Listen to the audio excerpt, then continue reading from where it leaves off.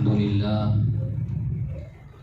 لله نحمده ونستعينه ونستغفره ونؤمن به ونتوكل عليه ونعوذ بالله من شرور أنفسنا ومن سيئات أعمالنا من يهده الله فلا مضل له ومن يضلله فلا هادي له ونشهد أن لا إله إلا الله وحده لا شريك له ونشهد أن سيدنا وسندنا وعظيمنا وكريمنا وقرة أعيننا ومولانا محمدا عبده ورسوله أما بعد فأعوذ بالله من الشيطان الرجيم بسم الله الرحمن الرحيم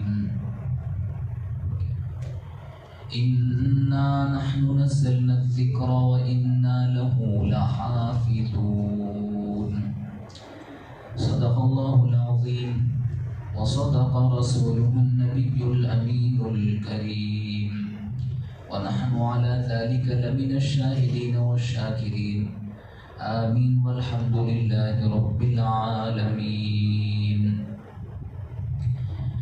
اراکین مجلس انتظامی مسجد حاضہ، معزز سامعین، قابل صد احترام بزرگوں، دوستوں، عزیز بچوں، السلام علیکم ورحمۃ اللہ وبرکاتہ.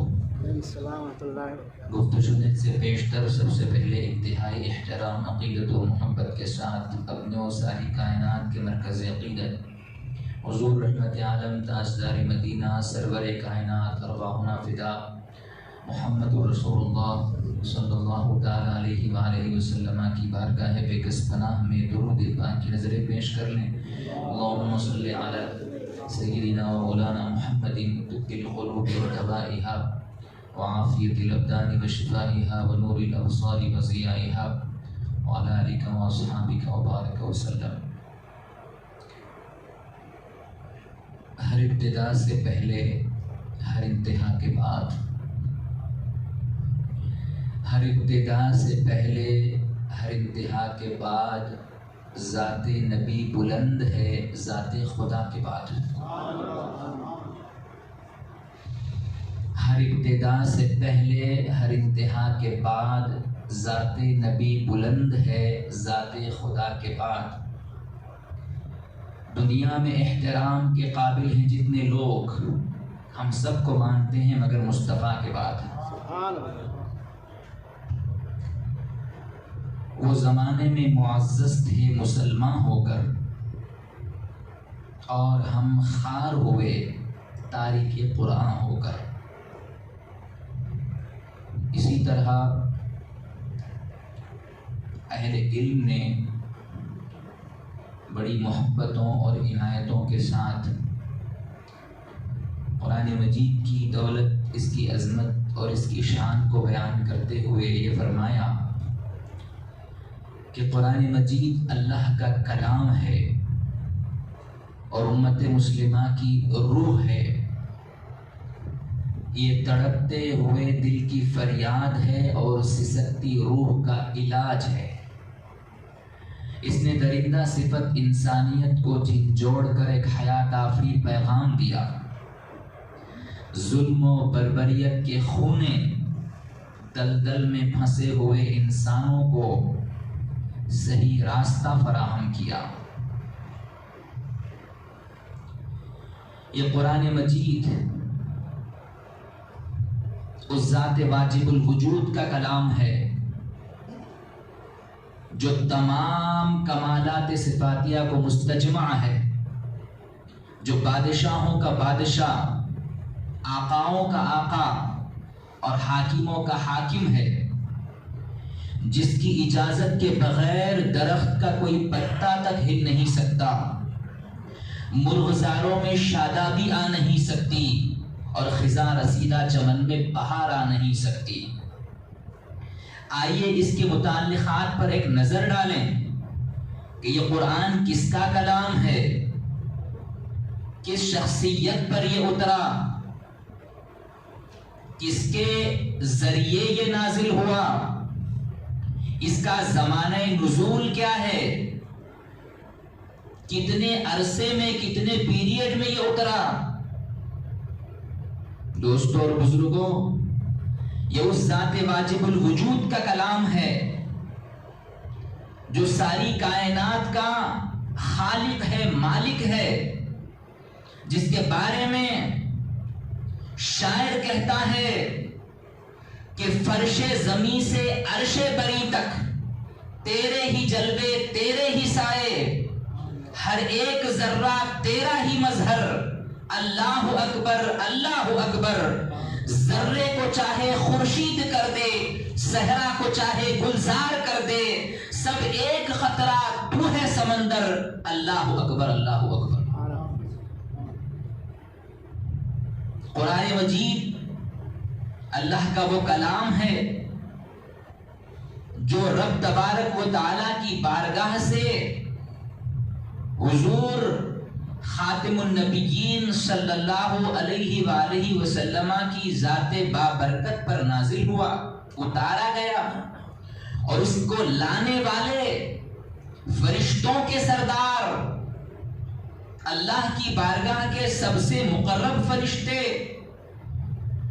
جو سدرۃ المنتہا کے مکین ہیں، جن کو قرآن مجید میں روح الامین کہا گیا، ان کے واسطے سے، ان کے ذریعے سے اللہ رب العزت نے اس قرآن مجید کو اپنی بارگاہ سے حضور پاک صلی اللہ علیہ وآلہ وسلم تک نازل فرمایا، اور اس کا زمانہ نزول 23 سال پر مشتمل ہے۔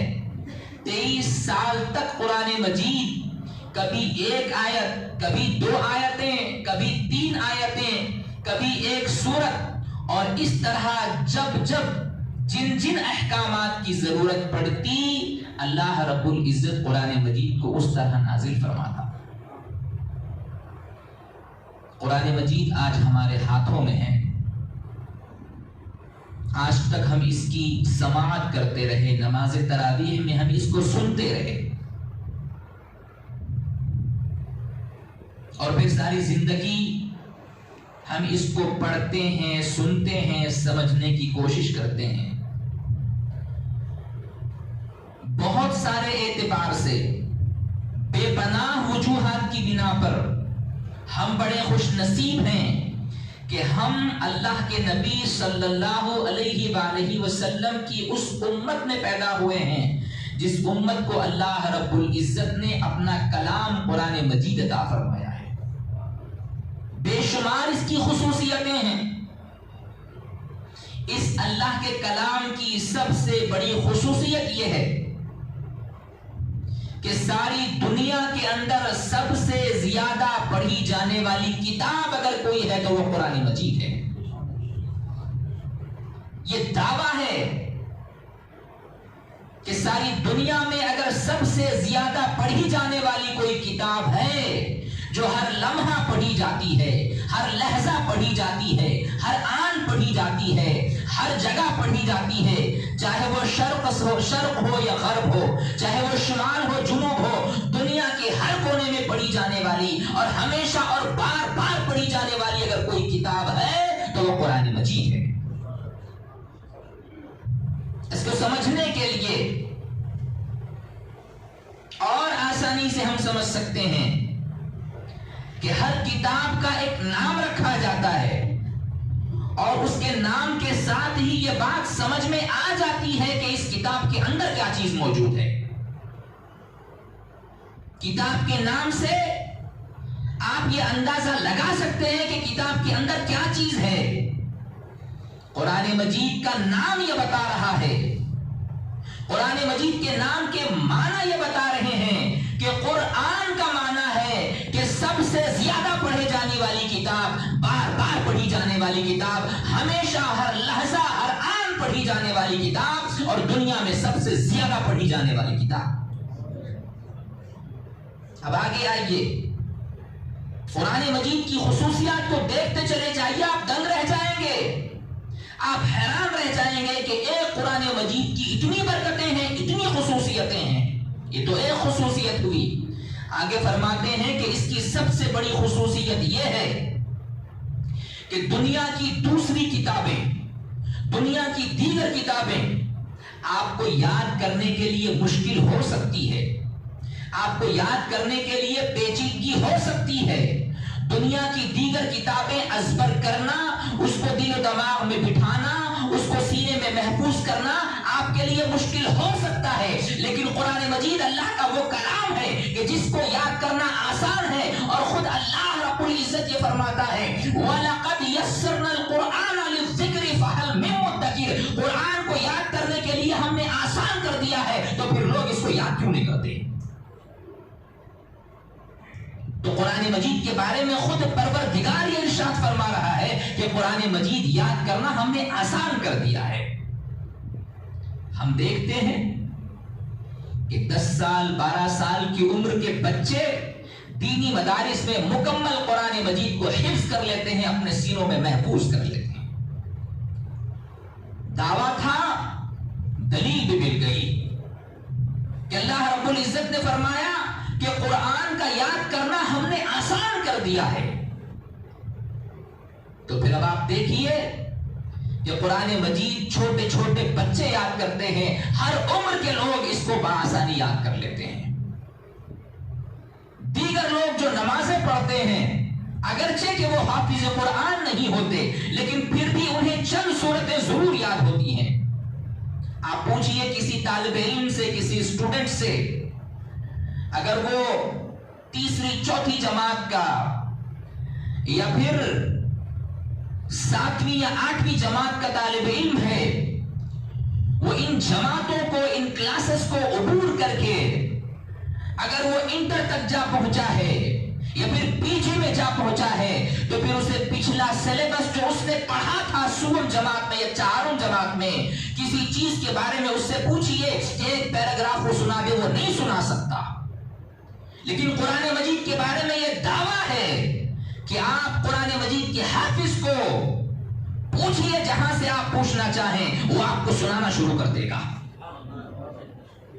یہ قرآن مجید کی اعجازی شان ہے کہ اللہ رب العزت نے اس کو یاد کرنے کے لیے آسان بنا دیا ہے، اور پھر اس کو اللہ نے اپنے بندوں پر جب آسان کر دیا ہے تو پھر ہر بندے کے لیے لازم ہے کہ وہ قرآن مجید کو یاد کرے، مکمل نہ صحیح لیکن کم از کم اتنی صورتیں یاد کرے تاکہ اس کو نماز پڑھنے کے لیے آسانی ہو جائے۔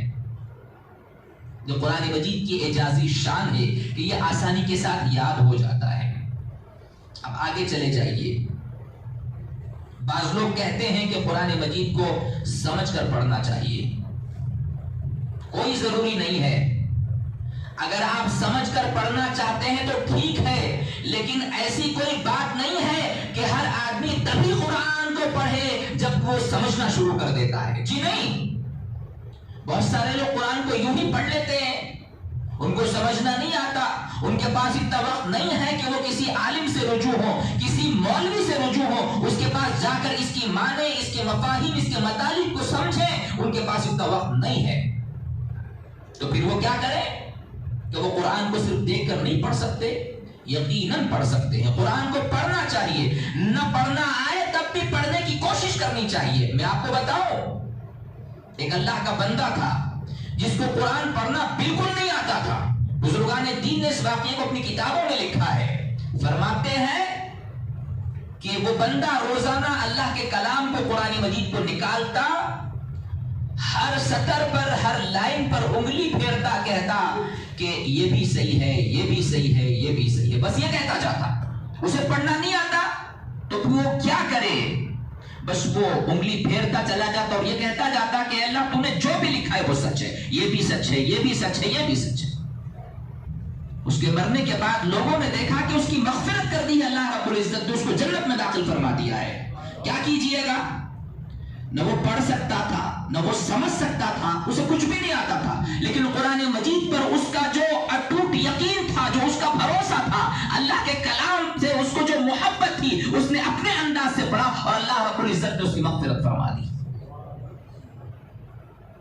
یہ قرآن مجید کی شان ہے، اور سب سے اہم بات یہ ہے کہ قرآن مجید اللہ کا کلام محرابوں، طاقوں کی زینت بنا کر رکھنے کے لیے نہیں نازل کیا گیا، بلکہ یہ ہمیں پڑھنے کے لیے نازل کیا گیا ہے، یہ ہمیں سمجھنے کے لیے نازل کیا گیا ہے۔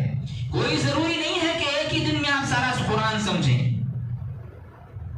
کوئی ضروری نہیں ہے کہ اس کے لیے آپ اتنا وقت لگا دیں کہ سارا وقت آپ اس کے پیچھے صرف کر رہے ہیں، لیکن کم از کم تھوڑا وقت روزانہ اس کے لیے ضرور نکالیے، کیونکہ یہ ہماری زندگی کا مقصد ہے۔ اللہ رب العزت نے اسے کتاب ہدایت کہا ہے، دنیا کی کسی اور کتاب کے بارے میں نہیں کہا کہ یہ تمہیں راستہ دکھانے والی کتاب ہے۔ ہدی للناس کہا قرآن کے بارے میں کہ یہ لوگوں کو ہدایت کا راستہ بتاتی ہے، یہ لوگوں کو صحیح راستے کی طرف رہنمائی کرتی ہے۔ تو پھر اس رہنمائی کرنے والی کتاب کو ہم نے کس قدر پڑھنا شروع کیا ہے روزانہ، اس کا کتنا حصہ ہم تلاوت کرتے ہیں۔ دوستو اور بزرگوں، شاید یہ ہمارے لیے بری بات ہو سکتی ہے، شاید یہ ہمارے لیے ایک ایسی بات ہو سکتی ہے کہ یہ کریدا جا رہا ہے۔ آج ہم نے قرآن مجید کو صرف گھروں کی زینت بنا لیا ہے کہ جب کبھی کبھی نیا گھر بناتے ہیں تو قرآن مجید کو رکھ دیتے ہیں، شادی بیاہ ہوتی ہے تو ہم قرآن مجید دے دیتے ہیں۔ قرآن مجید کو صرف ہم نے یہی سمجھا ہوا ہے۔ یقیناً قرآن مجید عظمت والی کتاب ہے، نئے گھر میں بھی سب سے پہلے جائے گی تو قرآن مجید دی جائے گی، شادی بیاہ میں دی جائے گی تو سب سے پہلے قرآن مجید دی جائے گی، لیکن اس بات پر بھی غور کیجئے کہ قرآن مجید کا مقصد صرف کیا یہی رہ گیا ہے؟ میرے محترم بزرگوں، دوستو، آج ہم اپنی ایک عمروں کو پہنچ چکے ہیں، ہمارے سامنے ایک نوجوان نسل ہے، پھر کم سن بچے ہیں، ان کی تربیت کس طرح کی جائے، ان کو قرآن مجید کی طرف رغبت کیسے دلائی جائے، ان کو کیسے اللہ کے اس کلام کی طرف بلایا جائے۔ آج کا دور تو آپ دیکھ رہے ہیں، بتانے کی کوئی ضرورت نہیں ہے کہ ہر بچہ موبائل چاہتا ہے، صبح اٹھے گا کھانے بیٹھے گا تو اس کو موبائل چاہیے، وہ کارٹون دیکھنا چاہتا ہے، وہ جو دیکھنا چاہتا ہے بس اسے موبائل چاہیے۔ اس طرح ہم قرآن مجید سے کس قدر دور ہو رہے ہیں۔ قرآن مجید کا ہم کو کیا رشتہ بنانا چاہیے قرآن مجید سے، لیکن ہم نے کیا کر دیا۔ آج اللہ کا یہ کلام ہمارے گھروں کی طاقوں محرابوں کی زینت بن کر رہ گیا ہے، اور سب سے بلندی پر ہم قرآن مجید کو رکھتے ہیں، اور اتنی بلندی پر رکھتے ہیں کہ وہاں پر ہمارا روزانہ ہاتھ بھی نہیں جاتا۔ یہ کیسی عجیب بات ہے، اتنی بلندی پر، اتنی اونچائی پر قرآن مجید رکھا جاتا ہے کہ وہاں پر ہمارا ہاتھ تک نہیں جاتا۔ نہ جائے تو نہ جائے، بس وہ برکت کے لیے نازل کیا گیا تھا۔ حیرت والی بات ہے دوستو، ہمارے لیے ضروری ہے کہ ہم اپنے بچوں کو قرآن مجید ازبر کرائیں، یاد کرائیں، انہیں شوق دلائیں قرآن مجید کے پڑھنے کا، اس کو یاد کرنے کا۔ پچھلی امتوں کو اللہ کا یہ کلام نہیں ملا، یقیناً ملی، توریت ملی، زبور ملی، انجیل ملے، بڑے بڑے آسمانی صحیفے ملے، لیکن قربان جائیے قرآن مجید کی اعزازی شان پر کہ پچھلی کتنی بھی کتابیں آئیں، اللہ رب العزت نے جتنی بھی کتابیں پیغمبروں کو عطا فرمائیں وہ یک بار کی عطا فرمائیں، ایک مرتبہ میں بلا کر دے دیا، لیکن قرآن مجید کی شان کو ملاحظہ فرمائیے کہ 23 سال کے طویل عرصے تک اللہ رب العزت نے تھوڑا تھوڑا قرآن ہم تک بھیجا ہے۔ اور آج ہی کی وہ رات ہے کہ جس رات کو لوح محفوظ یعنی کہ 7 آسمانوں پر ایک تختی ہے جس کو لوح محفوظ کہتے ہیں، اس پر سے سارا قرآن اللہ رب العزت نے حضرت جبرائیل علیہ السلام کے ذریعے 7ویں آسمان سے پہلے آسمان پر نازل فرمایا۔ وہ رات شب قدر کی رات تھی، وہ رات آج کی رات تھی۔ یہ اللہ کا کلام شب قدر کو دنیا میں نازل نہیں ہوا، بلکہ لوح محفوظ سے پہلے آسمان پر شب قدر کو لایا گیا، پھر پہلے آسمان سے روئے زمین پر وقتاً فوقتاً 23 سال کے عرصے تک اللہ کے حکم سے حضرت جبرائیل علیہ السلام لاتے رہے۔ اب آپ پوچھیں کہ 23 سال کے پیریڈ میں اتنے عرصے میں کیسے قرآن مجید آیا؟ تو علماء اپنی کتابوں میں لکھتے ہیں کہ دنیا میں بلکہ عرب کے ماحول میں شراب کثرت سے پی جاتی تھی، بڑے بڑے مٹکے شراب کے پیے جاتے تھے رکھ کر گھروں میں. تو پہلے قرآن مجید کی ایک آیت نازل ہوئی کہ شراب بری چیز ہے، اس سے بچنا چاہیے. یہ نہیں کہا گیا کہ شراب حرام ہے اس کو چھوڑ دو، کہ پہلے یہ کہا گیا کہ شراب بری چیز ہے، اس سے پرہیز کرنا چاہیے، اس سے بچنا چاہیے. پھر اس کے بعد دوسرا حکم آیا کہ لا تقربوا الصلاۃ وانتم سکارا. لوگوں تم نشے کی حالت میں نشہ کر کے نماز سے قریب نہیں آ سکتے. پھر اس کے بعد قانون آیا کہ اب شراب پوری طرح حرام کر دی گئی ہے، نشہ پورے طریقے سے حرام کر دیا گیا ہے. یہ ام الخبائث یعنی کہ تمام بیماریوں کی جڑ قرار دی گئی ہے. اب کے بعد سے شراب حرام قرار دی جاتی ہے. تو یہ اللہ کا کتنا بڑا کرم ہے کہ رب تبارک و تعالیٰ نے قرآن مجید کے ذریعے ہمیں یہ تاثر دیا، ہمیں یہ بتایا کہ جب بھی کوئی انسان برائی کے دلدل میں پھنسا ہوا ہو تو فوراً اس برائی کے دلدل سے آپ اس کو نہیں نکال سکتے، آہستہ آہستہ اس کو برائی سے نکالنا پڑتا ہے. آج بھی ہم دیکھتے ہیں کہ کوئی شخص اگر شراب کا عادی ہو چکا ہو تو اس کو آپ فوری طور پر شراب نہیں چھڑا سکتے. نت نئی ٹیکنیکیں اپنائی جاتی ہیں، نت نئے طریقوں سے اس کو شراب چھڑانے کی کوششیں کی جاتی ہیں. یہ طریقہ ہے اللہ رب العزت نے قرآن مجید کے ذریعے ہمیں سکھایا. نماز محترم الشان عبادت ہے. ابتدا میں جب نماز آئی تھی تو نماز میں بات بھی ہوتی تھی. صف میں لوگ کھڑے ہیں، نماز چل رہی ہے، اثناء نماز کے درمیان والے سے بات کی جاتی تھی، خیریت پوچھی جاتی تھی، کیا کھائے پوچھا جاتا تھا. ابتدا میں تھا. طواف کرنا عبادت ہے، اللہ کے گھر کا حرم کا طواف کرتے ہیں، عبادت ہے. اس درمیان بات کی جاتی ہے، لوگ آپس میں ایک دوسرے سے بات کرتے ہیں، حالانکہ وہ بھی عبادت ہے. نماز بھی اسی طرح ایک عبادت ہے. لیکن ابتدا میں نماز میں لوگ آپس میں ایک دوسرے سے بات کرتے تھے. لیکن اس کے بعد قانون آیا کہ نماز بڑی عظیم عبادت ہے، اس میں یکسوئی ضروری ہے، توجہ اللہ ضروری ہے، اللہ کی طرف پوری توجہ رکھنا ضروری ہے، خشوع و خضوع ضروری ہے، حضوری قلب ضروری ہے. تمام چیزوں سے تعلق ختم کر کے اپنے تعلق کو اللہ سے جوڑنا ضروری ہے. اس لیے کہ تمام عبادات میں سب سے بڑی عبادت نماز ہے. اب نماز میں بات کرنے کا حکم ختم کر دیا جاتا ہے، آج کے بعد سے کوئی بات نہیں کر سکتے. تھوڑے دنوں تک وہ حکم چلتا رہا اور تھوڑے دنوں کے بعد یہ حکم آ گیا، تمام لوگ رک گئے، اب نماز میں کوئی بات نہیں کرتا. اگر نماز میں بات کریں گے نماز ٹوٹ جائے گی، نماز فاسد ہو جائے گی. تو قرآن مجید کی وہ شان ہے کہ اللہ رب العزت نے ہمیں اس امت کو سنبھلنے کے مواقع فراہم فرمائے.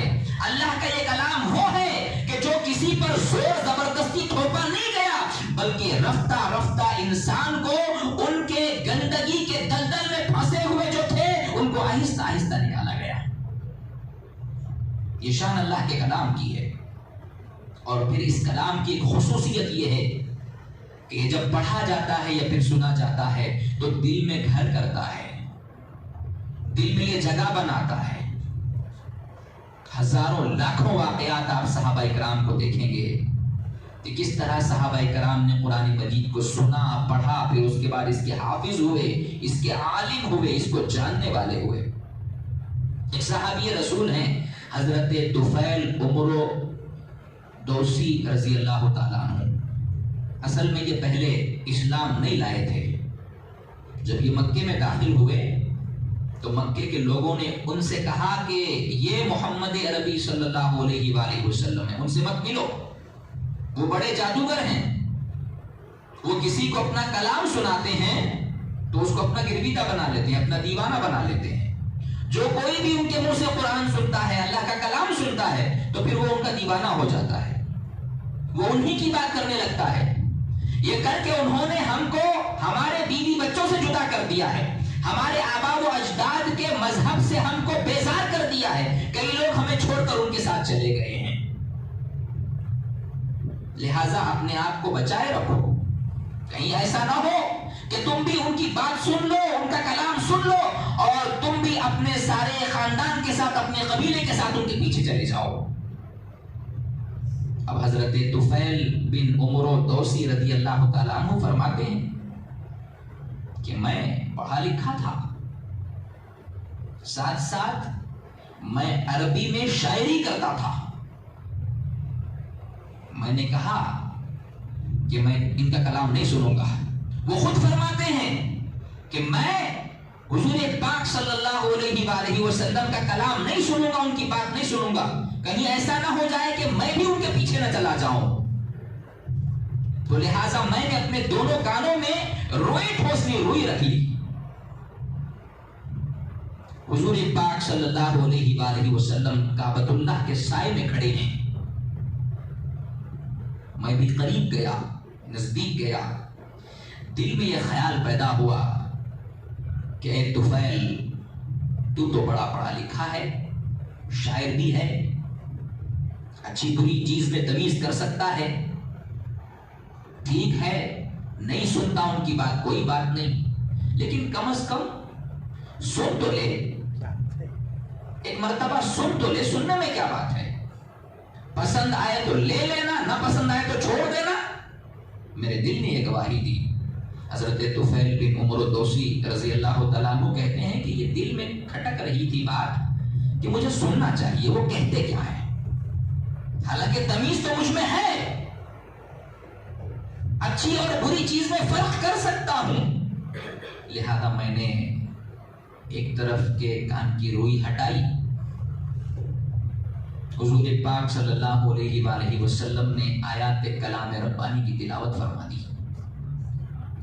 رس کھول گیا اللہ کا کلام، وہ میٹھا اللہ کا کلام کہ سیدھا دل میں اتر گیا، دماغ پر چڑھ گیا، ایک عجیب سی کیفیت مجھ پر چھا گئی، میں نے دوسری بھی روئی اپنے کان سے نکال دی۔ بس کیا تھا کہ میں کھو گیا، اللہ کے نبی پڑھ رہے ہیں اور میں سن رہا ہوں، میں دیوانہ ہو گیا۔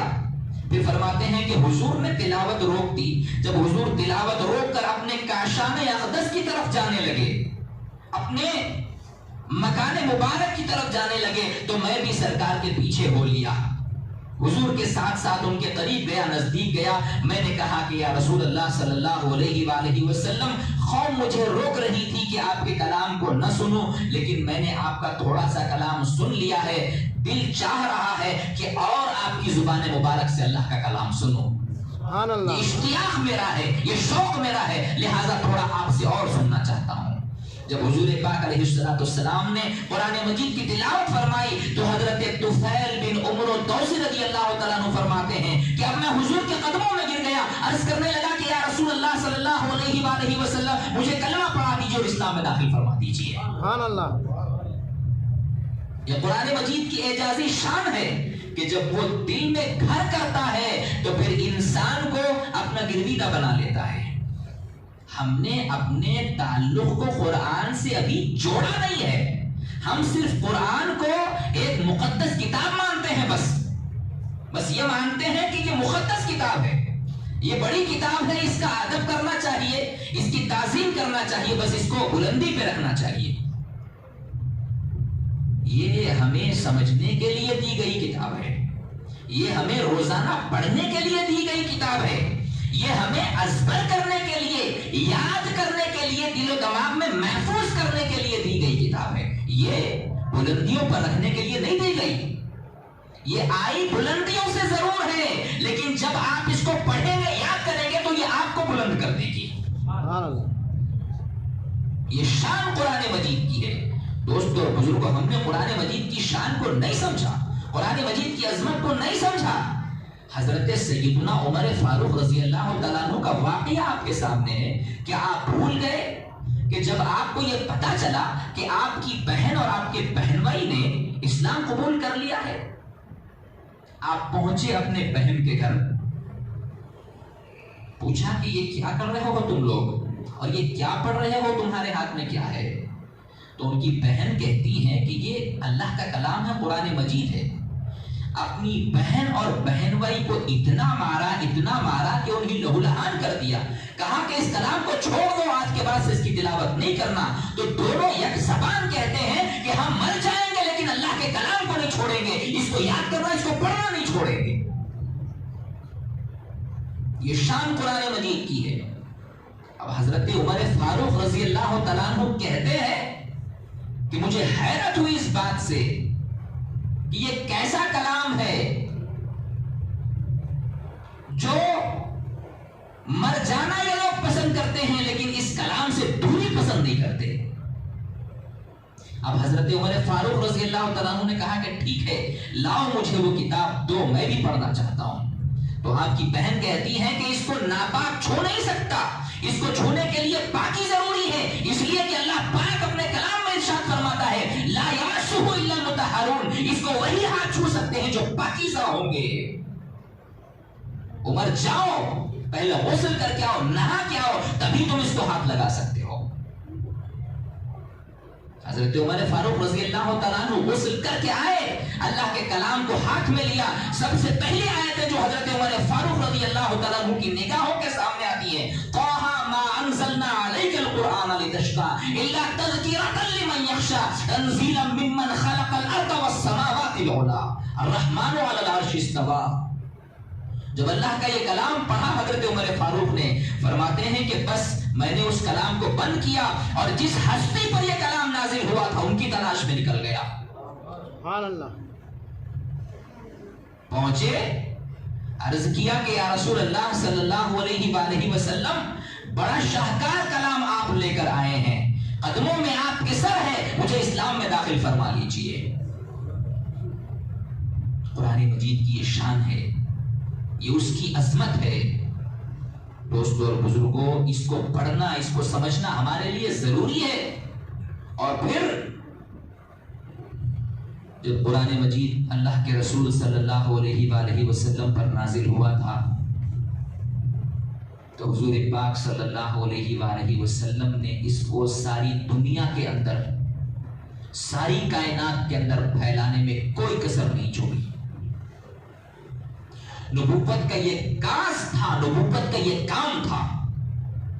حضور پاک صلی اللہ علیہ وآلہ وسلم کے مبارک کندھوں پر اللہ رب العزت نے یہ ذمہ داری ڈالی تھی کہ حضور پاک علیہ السلام کے ذریعے یہ کلام ساری کائنات کے اندر پھیلے گا. پھر حضور پاک علیہ السلام نے صحابہ کو ناظرہ پڑھایا، صحابہ کو قرآن مجید حفظ کرایا، صحابہ کو قرآن مجید کے علوم و معارف سے آگاہ فرمایا. اس کی علم کی گہرائیوں تک پہنچ کر صحابہ کرام کے دل و دماغ کے اندر قرآن مجید کے علوم کو محفوظ کروا دیا. اب اللہ کے نبی صلی اللہ علیہ وآلہ وسلم نے اس کے بعد ساری امت کی ایک ڈیوٹی لگا دی، ساری امت کے ذمہ یہ سپرد کر دیا کہ یہ کام صرف کسی مولوی عالم کا نہیں ہے، بلکہ جو ناظرہ پڑھنا جانتا ہے وہ لوگوں کو ناظرہ پڑھائے گا، جو حافظ قرآن ہوگا وہ لوگوں کو قرآن مجید حفظ کرائے گا، اور جو اس قرآن کا عالم ہوگا، علم سے بہرہ مند ہوگا، وہ لوگوں کو اس کے اسرار و معارف دکھائے گا، لوگوں کو اس کے علوم تک پہنچائے گا. اس کے بعد آپ دیکھیں گے کہ حضور پاک صلی اللہ علیہ وآلہ وسلم نے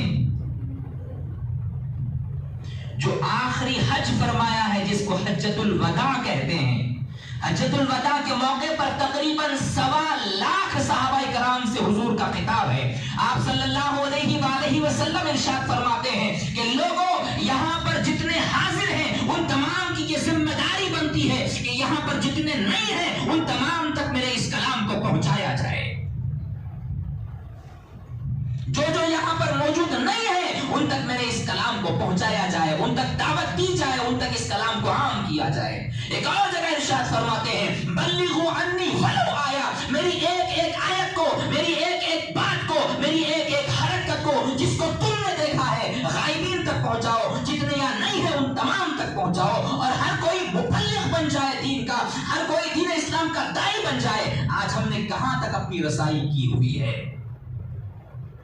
ہم اپنے مسلمان بھائیوں کو تو قرآن نہیں سکھا سکتے، دین کی یہ دعوت لے کر، اللہ کا یہ کلام لے کر ہم مسلمانوں تک صحیح نہیں پہنچ سکے ہیں، بلکہ یہ مسلمانوں تک تو دور کی بات ہے، ہم کو یہ اللہ کا کلام دیگر فرقوں کے لوگوں تک پہنچانا تھا، دیگر مذاہب کے لوگوں تک پہنچنا تھا۔ نہ ہم نے اپنے بھائیوں کو پڑھایا، نہ ہم نے اپنی اولادوں کو صحیح طریقے سے قرآن مجید پڑھایا، بلکہ حضور کا یہ کارنامہ ہے کہ حضور نے اپنے تو اپنے غیروں تک بھی اللہ کے کلام کو پہنچایا۔ پھر ہمارے اوپر یہ ذمہ داری نہیں بنتی کہ ہم اس کلام کے ذریعے امت کے ان لوگوں تک پہنچنے کی کوشش کریں جو ہمارے زیر اثر ہیں، جو ہماری زیر تربیت ہیں، جو ہمارے ہاتھوں کے نیچے پلتے ہیں، ان تک پہنچنا، ان کو اللہ کے اس کلام کی شان کو بتانا، ان کو اللہ کے اس کلام سے واقف کرانا ہر مسلمان کے لیے لازم ہے۔ صرف آپ کو پڑھنا آتا ہے، آپ جانتے ہیں، آپ اس کو اپنے تک خود تک محدود رکھیں، یہ کافی نہیں ہے، بلکہ اللہ کا کلام یہ کہتا ہے کہ اس کو لوگوں تک پہنچایا جائے، اس کو دور دور تک رسائی حاصل کی جائے۔ اللہ کا کلام ہم سے یہ مطالبہ کرتا ہے۔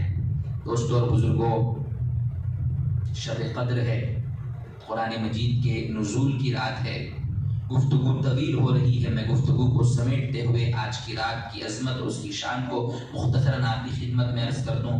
قرآن مجید کے 30ویں پارے میں اللہ رب العزت نے آج کی رات کے بابت مکمل ایک سورت نازل فرمائی ہے۔ اللہ پاک ارشاد فرماتا ہے، اِنَّا أَنزَلْنَاهُ فِي لَيْلَةِ الْقَدْرِ، کہ بے شک یقیناً ہم نے اس کو یعنی کہ قرآن مجید کو قدر والی رات میں نازل فرمایا۔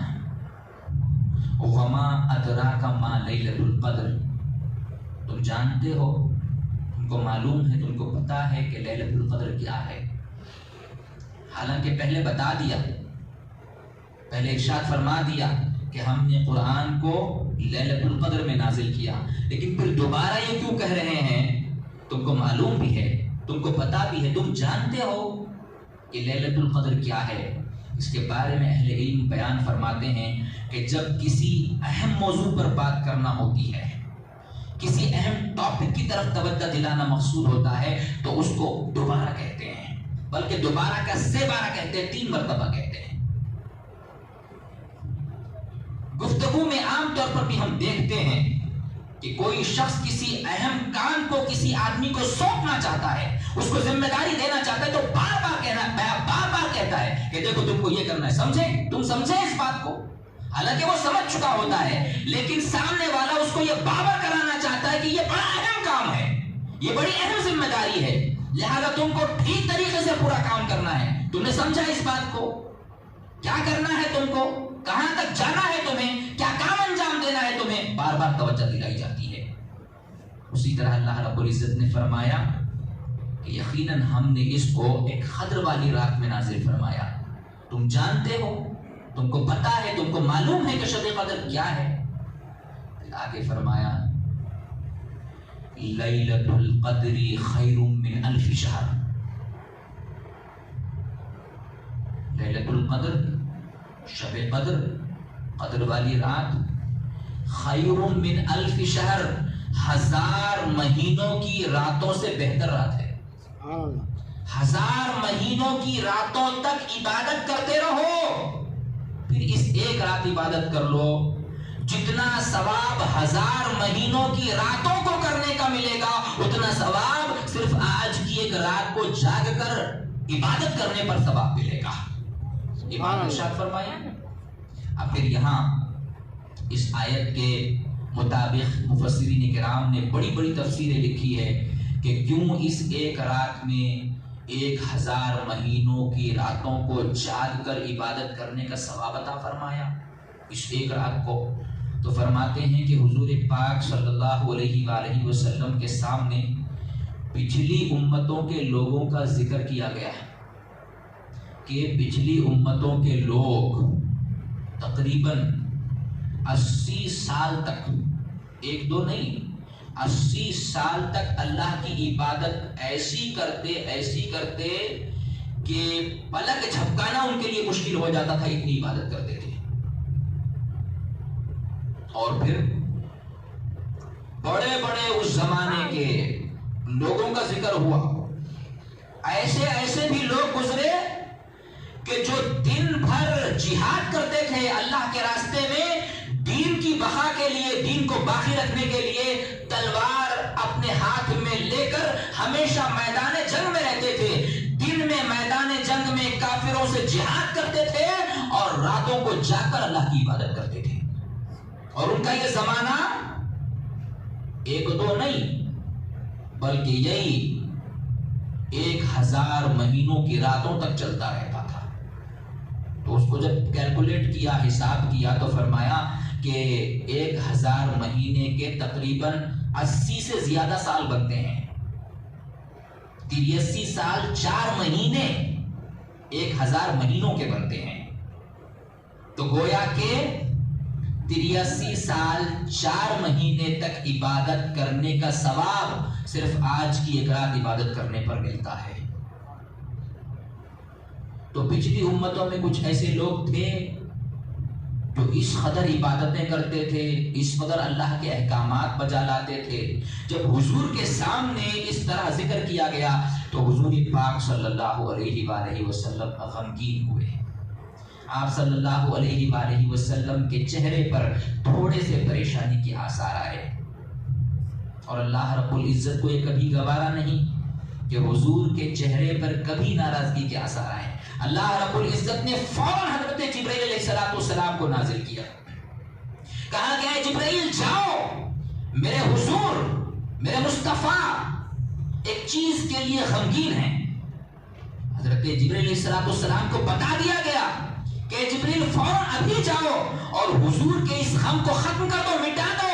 حضرت جبرائیل علیہ السلام تشریف لاتے ہیں، عرض کرتے ہیں کہ یا رسول اللہ صلی اللہ علیہ وآلہ وسلم، آپ کے چہرے پر یہ ناراضگی کے آثار، اس کی کیا وجہ ہے؟ تو حضور پاک علیہ السلام عرض کرتے ہیں کہ کیا کہوں، مجھے اپنی امت کی کمزوری پر ترس آتا ہے۔ میری امت بڑی کمزور ہے، ان کی عمریں اتنی نہیں ہوتی جتنی کہ پچھلی لوگوں کی امتوں کی عمریں ہوا کرتی تھیں۔ کسی امت کی عمر 900 سال ہوتی تھی، کسی کی 600 سال ہوتی تھی، پھر ان کی طاقتیں بھی سب سے زیادہ ہوا کرتی تھیں، اور ان کی عبادتیں جب ان کو زیادہ عمر دی جاتی تو وہ عبادتیں بھی زیادہ کرتے تھے۔ میری امت کی عمریں کم ہیں، میری امت کمزور ہے، لہذا میری امت کیسے اتنے بڑے ثواب کو حاصل کر سکے گی؟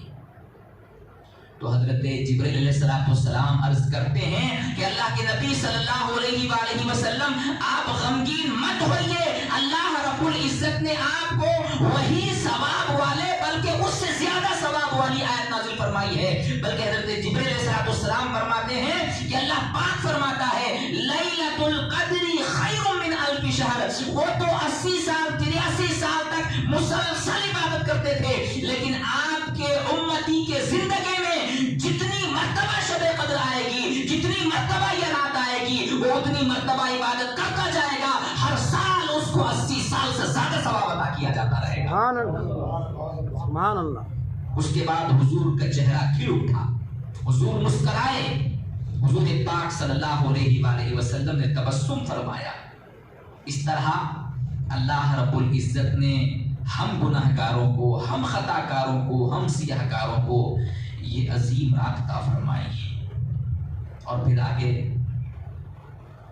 لیلۃ القدر خیر من الف شہر جب فرمایا، پھر اس کے بعد فرمایا تنزل الملائکۃ والروح فیہا، تنزل الملائکۃ والروح فیہا۔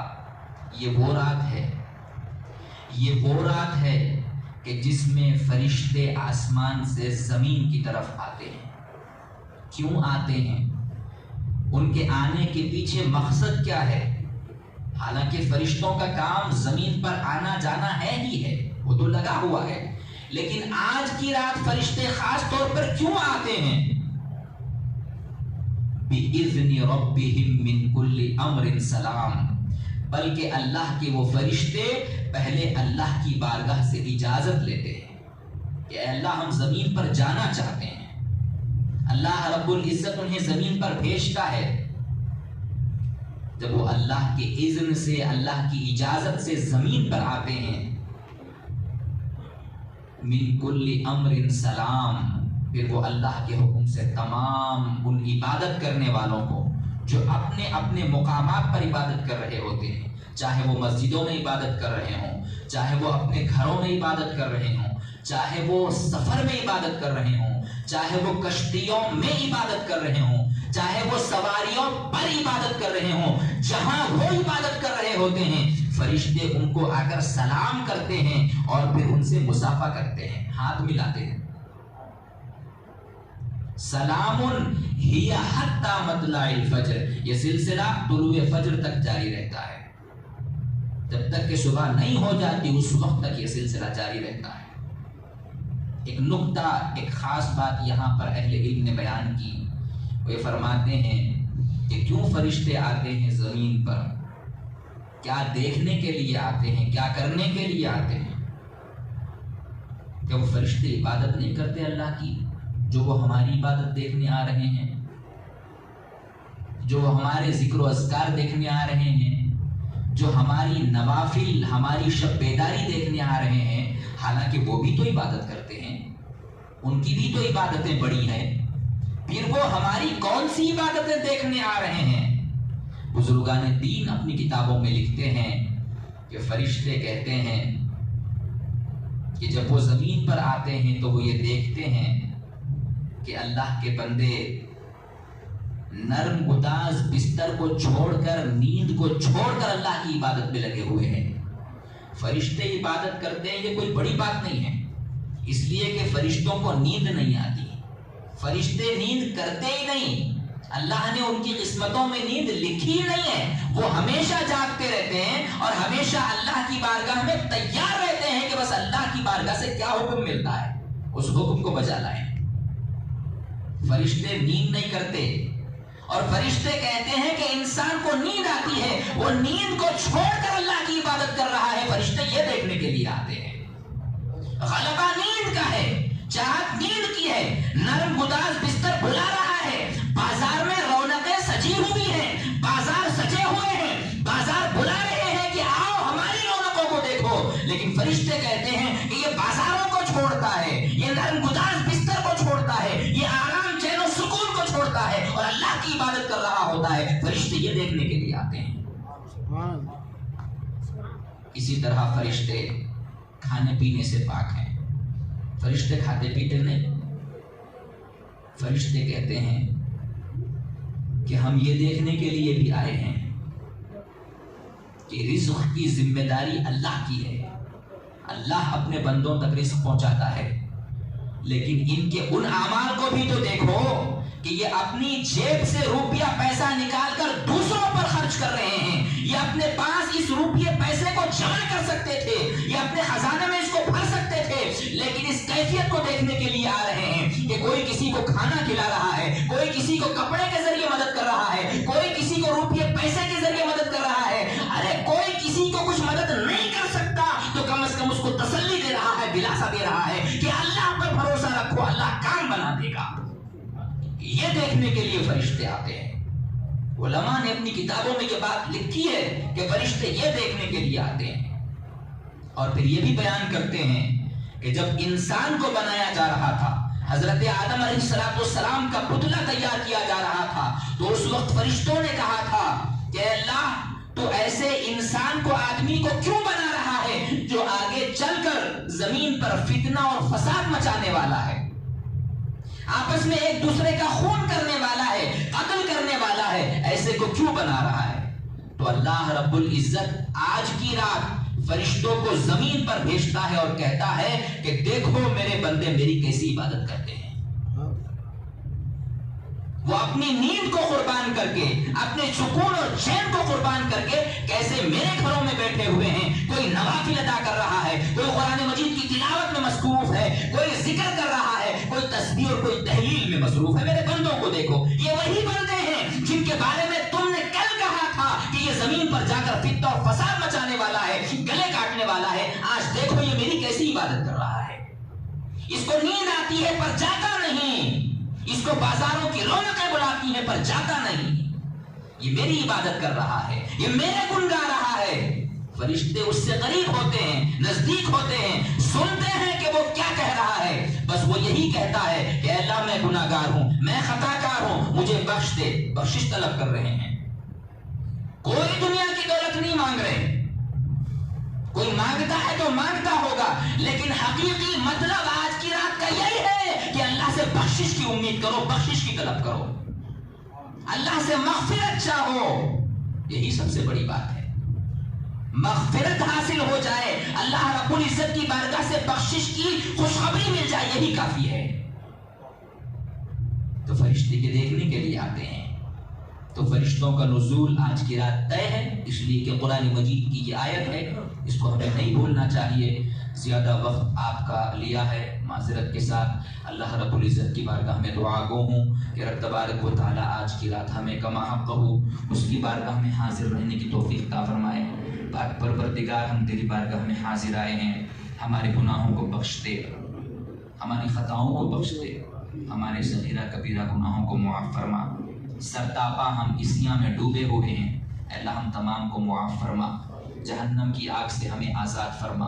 اے اللہ یہ آخری عشرہ جہنم کی آزادی دلاتا ہے، ہم تمام تیری بارگاہ میں ہاتھ اٹھائے عرض کرتے ہیں مولا ہم تمام کو جہنم سے آزاد فرما، ہمارے دیگر رشتہ داروں کو، ہمارے احباب کو، ہمارے متعلقین کو جہنم سے آزاد فرما، ہم تمام کی قسمتوں میں جنت لکھ دے۔ اے اللہ ہم تمام تیری بارگاہ میں حاضر ہیں، ہماری دعاؤں کو قبول فرما، ہمارے گناہوں کو بخش دے۔ مولا ہم تیرے گناہگار، سیاہکار، خطاکار بندے ہیں، تو اپنے فضل سے ہمیں معاف فرما، اپنی رحمت کے ذریعے ہمیں معاف فرما، اپنی بخشش ہمیں عطا فرما۔ اے اللہ اس ماہ رمضان المبارک کے آخری عشرے کے طفیل ہم تمام کی خوب بخشش فرما، کما حقہ تیری بارگاہ میں عبادت نہیں کر سکے ہمیں معاف فرما۔ مولا ہم کمر بستہ ہیں، ہم یہ عہد کرتے ہیں کہ ہم سے جتنا ہو سکے گا ہم تیری بارگاہ میں عبادت کریں گے، ہماری ان ٹوٹی پھوٹی عبادات کو قبول فرما، ہماری روزوں کو، ہماری نمازوں کو قبول فرما، ہمارے صدقات کو، ہماری خیرات کو، ہماری زکوٰۃ کو قبول فرما، کما حق ہو دوسروں کی خدمت کرنے کی، مدد کرنے کی ہمیں توفیق عطا فرما۔ اے اللہ ہم تمام کو پنج وقتہ نمازوں کا عادی بنا دے۔ اے اللہ رمضان المبارک کے باقی روزوں کو خشوع و خضوع کے ساتھ اہتمام کرنے کی توفیق عطا فرما۔ اے اللہ ہم تمام کا خاتمہ ایمان پر فرما، اے اللہ ہم تمام کا خاتمہ خیر کے ساتھ فرما۔ وصلی اللہ تعالی علی خیر خلقہ سیدنا و مولانا محمد وعلی آلہ وصحبہ اجمعین والحمد للہ رب العالمین۔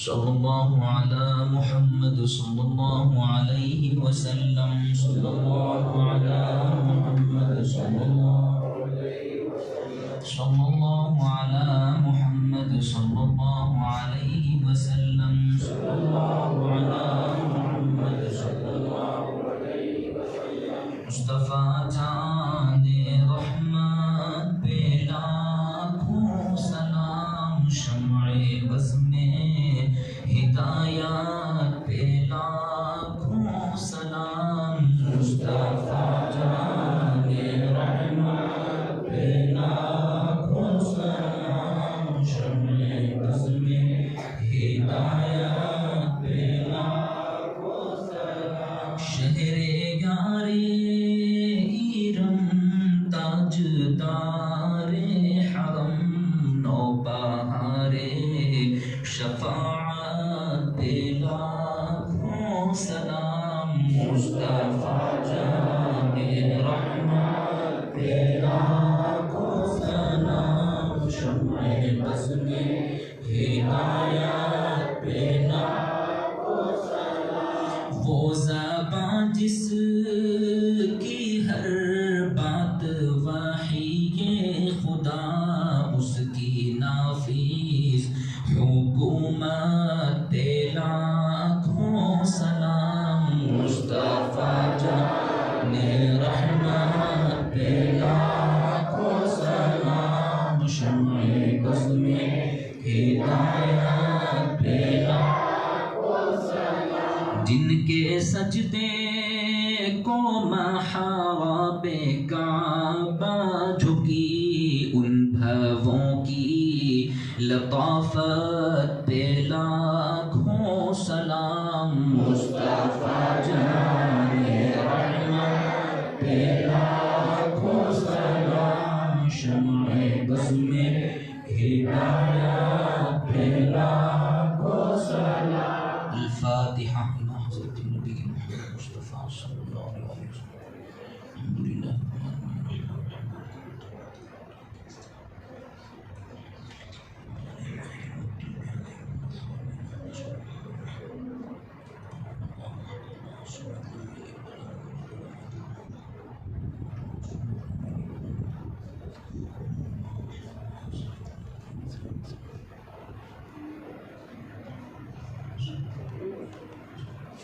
قال الله سبحانه وتعالى في شأن حبيبه الكريم إن الله وملائكته يصلون على النبي يا أيها الذين آمنوا صلوا عليه وسلموا تسليما اللهم صل على سيدنا ومولانا محمد وعلى آل سيدنا ومولانا محمد وبارك وسلم بفضل سبحان ربك رب العزة عما يصفون وسلام على المرسلين والحمد لله رب العالمين.